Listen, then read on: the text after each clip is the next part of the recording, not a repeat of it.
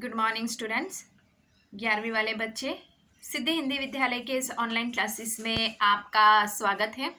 अब बच्चों यहाँ पे 11वीं वालों के लिए ये ऑनलाइन क्लास की ये जो सुविधाएं हैं अब शुरू हो गई हैं। अब यहाँ पे सबसे पहले तो आगे वाले वीडियो में मैंने आपको इस साल जो अभ्यासक्रम की सूची है वो मैंने आपको दे दी है। जैसे कि कौन कौन से लेसन आपको पढ़ने हैं इस साल, कौन कौन से लेसन आपको निकाल देने हैं इस साल, उसकी सूची मैंने आपको बताया। व्याकरण में सारे के सारे मुद्दे उसकी भी हम चर्चा करेंगे यहाँ से। और लेखन प्रवृत्ति विभाग जो है उसमें भी निबंध लेखन जो है उसकी चर्चा, पत्र लेखन है, फिर यहाँ पे विचार विस्तार, अपठित गद्य पद्य जो भी मतलब है यहाँ पे, तो उसकी हम चर्चा करेंगे। अब यहाँ पे सबसे पहले आज से हम हमारा ये जो हिंदी भाषा के भीतर जो सिलेबस हमारा है उसकी हम शुरुआत करते हैं। अब यहाँ पे नमक का दारोगा, सबसे पहले तो हमारे ये जो लेसन है उसमें ये जो पाठ हमारे हैं ये पाठ में करीबन पहले पाठ से हम शुरुआत करते हैं और ये पाठ का शीर्षक है नमक का दारोगा। नमक का दारोगा ये जो पाठ है इसके जो रचयिता है अर्थात जो लेखक है यहाँ पे प्रेमचंद जी हैं। और प्रेमचंद जी की कृतियों के बारे में हम बहुत मतलब उनका नाम भी हमने सुना है, उनकी रचनाओं के बारे में पढ़ा भी है, प्रेमचंद का चित्र भी हमने देखा है। तो यहाँ पे ये जो प्रेमचंद है तो किसी भी रचना को पढ़ने से पहले, कोई भी काव्य, कोई भी पाठ, उसकी शुरुआत करने से पहले सबसे पहले हमें क्या करना है, उसके लेखक है, उसके कवि है, जो साहित्यकार है, उसका परिचय प्राप्त करना बहुत ज़रूरी होता है। तो हम सबसे पहले यहाँ पे ये जो नमक का दारोगा, तो ये पाठ की जो शुरुआत करेंगे, ठीक है। तो ये नमक का दारोगा पाठ की शुरुआत करने से पहले हम इसके लिखने वाले यानी जो लेखक है प्रेमचंद जी, उनका जीवन परिचय प्राप्त करेंगे। तो यहाँ पे प्रेमचंद के बारे में जैसे कि उनके जन्म कौन से साल में हुआ, जन्म स्थान कौन सा है, उनके जीवन में उन्होंने कौन कौन सी स्थितियाँ देखी, उसके बारे में है। तो यहाँ पे थोड़ा बहुत परिचय हम उनका कर लेते हैं। अब सबसे पहले यहाँ पे प्रेमचंद, तो प्रेमचंद का जन्म, हिंदी साहित्य के भीतर मुंशी प्रेमचंद का जन्म 31 जुलाई को 1880 ईस्वी सन में 31 जुलाई को बनारस के निकट लम्ही नामक गांव में हुआ था। वापस एक बार दोहरा रही हूँ बच्चों, ध्यान से सुनिएगा। मुंशी प्रेमचंद का जन्म 1880 में 31 जुलाई को बनारस के लम्ही नामक गांव में हुआ था।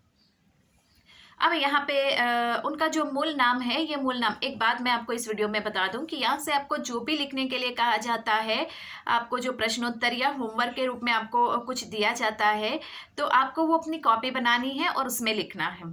ताकि इससे क्या होगा कि अगर जैसे कि पहले मैंने आपको सबसे पहले वीडियो जो है वो हर एक सब्जेक्ट के आपको अभ्यास की सूची मिल गई होगी हर एक सब्जेक्ट की, तो आपको क्या करना है वो कॉपी में लिख के रखना है ताकि आपको याद रहे। फिर वो बार बार वीडियो ढूंढने की ज़रूरत नहीं पड़ेगी आपको, ठीक है ना। तो आपको क्या करना है वो सबसे पहले लिख लेना है ताकि आपके पास आपको पता पड़े कि ये सब्जेक्ट में हमें ये लेसन इस साल पढ़ना है और इस साल निकाल देना है ये सब्जेक्ट में ये लेसन। तो इसी प्रकार से आपको हर एक सब्जेक्ट की कॉपी बनानी पड़ेगी।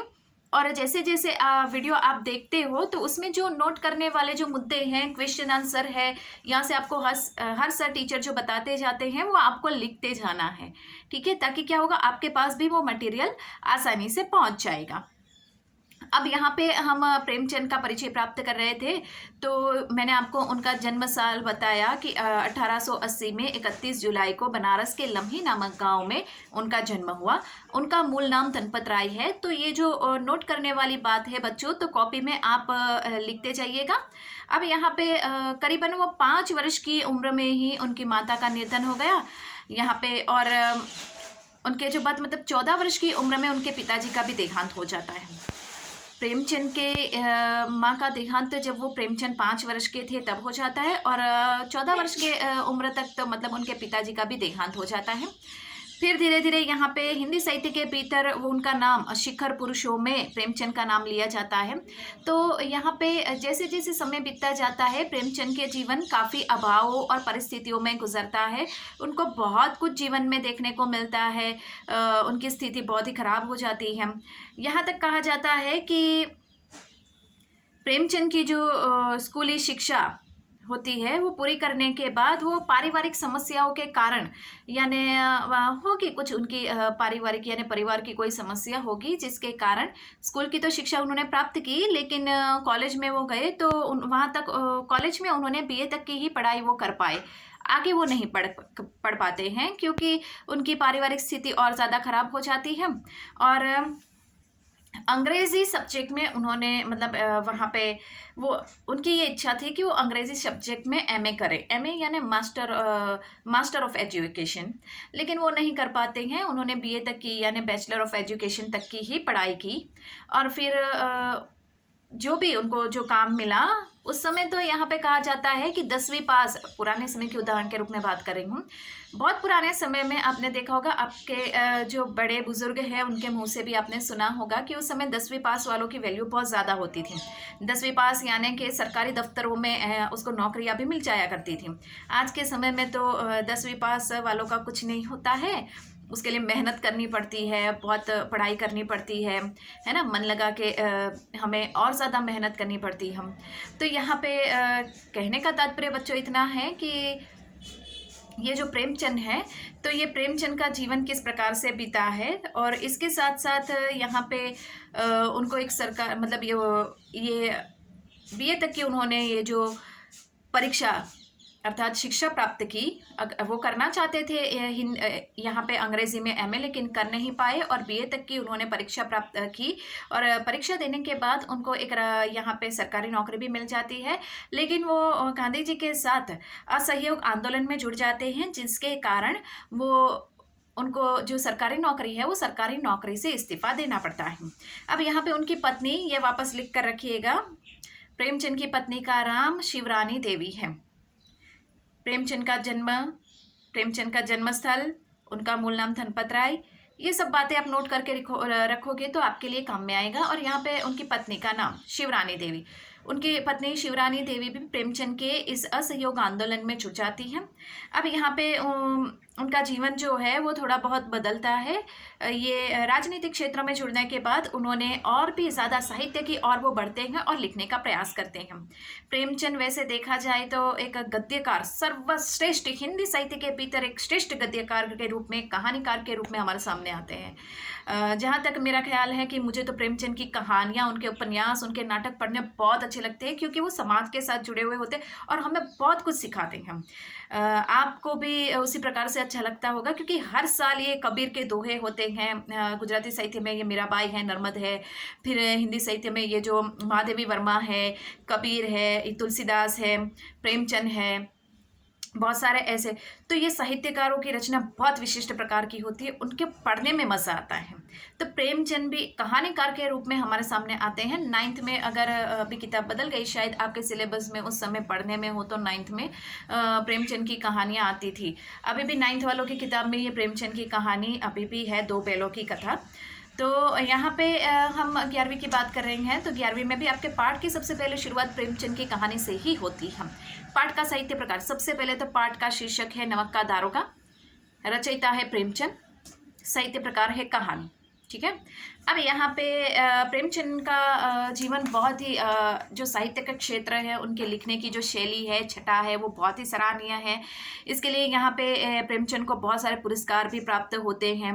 प्रेमचंद ने के जो कहानियाँ होती हैं, जो उपन्यास होते हैं, उनमें उर्दू और फारसी के शब्द भी देखने को मिलते हैं। अब यहाँ पे ऐसे हिंदी भाषा के भीतर यानी कि उनका पूरा ठाट बाट देखने को मिलता है।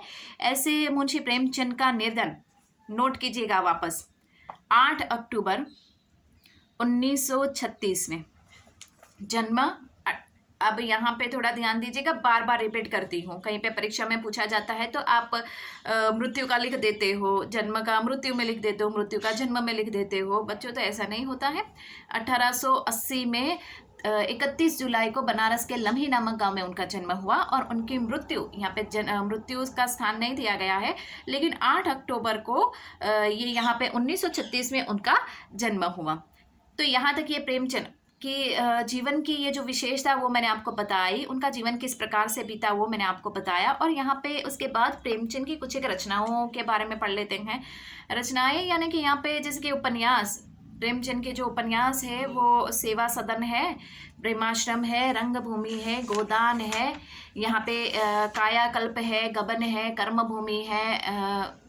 ये बहुत सारी प्रेमचंद की ये जो उपन्यासों की रचनाएं हैं, तो ये सारे उपन्यास भी आप लिख कर रखना, जैसे कि कर्मभूमि है, रंगभूमि है, कायाकल्प है, गोदान है, सेवा सदन है, निर्मला है, गबन है। तो ये सारे प्रेमचंद के उपन्यास हैं। उसके बाद यहाँ पे देखा जाए तो प्रेमचंद की कहानियाँ बहुत ही विशिष्ट प्रकार की होती हैं। तो बच्चों यहाँ तक हम इस यहाँ पे रुकते हैं इस वीडियो में, क्योंकि आगे के वीडियो में हम लोग प्रेमचंद अर्थात यहाँ पे तो हमने प्रेमचंद का परिचय प्राप्त कर लिया कि उनकी रचनाएं, तो उपन्यास के बारे में भी देख लिया हमने। इसके साथ साथ प्रेमचंद की कहानियां, तो 2 बैलों की कथा मैंने आपको बताई ना कि 9th के सिलेबस में 2 बैलों की कथा है, तो 2 बैलों की कथा ये प्रेमचंद की कहानी है। इसके साथ साथ यहाँ में ईदगाह ये भी बहुत बेस्ट बच्चों की कहानी है। एक छोटा सा बच्चा अपनी माँ के लिए मेले में जाता है, वो उसकी माँ उसको पैसे देती है, तो वो क्या करता है, वो अपने लिए कुछ नहीं करता लेकिन माँ के लिए वो देखता है हर रोज़ उसके। ये कहानी का थोड़ा सा सार बता रही हूँ आपको, ताकि प्रेमचंद की कहानी को मतलब बहुत मज़ा आता है उनको पढ़ने में। उनकी भाषा शैली भी विशिष्ट प्रकार की होती है। तो वो जो बच्चा होता है वो मेले में जाता है अपने दोस्त के साथ, और हामिद नाम होता है उसका। तो वो मेले में जाता है तो वो अपने लिए कुछ नहीं खरीदता है। अब छोटे बच्चों को तो सबसे पहले अपने लिए खरीदने का मन करता है, लेकिन वो हर रोज़ देखता है अपनी माँ को वो रसोई घर में रोटियां सेकते हुए, और रोटियां सेकते समय उसके माँ के हाथ जल जाते हैं ऐसे तवे पर। तो हर कितने लंबे समय से वो देखता आ रहा है, तो वो सोचता है कि मैं इन पैसों से अपने लिए कुछ नहीं खरीदूंगा, लेकिन मैं इस पैसों में से अपनी माँ के लिए एक चिमटा खरीदूंगा। तो वो चिमटा खरीद के लाता है। तो वो ईदगाह कहानी में इस प्रकार से यहाँ पे, और 2 बैलों की कथा में 2 बैलों की कथा होती है जो अपने मालिक के प्रति वफादार होते हैं। किसी कारणवश उनको दूसरी जगह भेजा जाता है, लेकिन वहाँ से वो भाग भाग के कठिन परिस्थितियों का सामना करते हुए अपने मालिक के पास आ धमकते हैं, कुछ भी कर लो। तो जानवरों में भी किस प्रकार से स्नेह होते हैं, वो कैसे समझदार होते हैं, वो भी उन्होंने अपनी कहानियों में बताया। बहुत अच्छी कहानी है।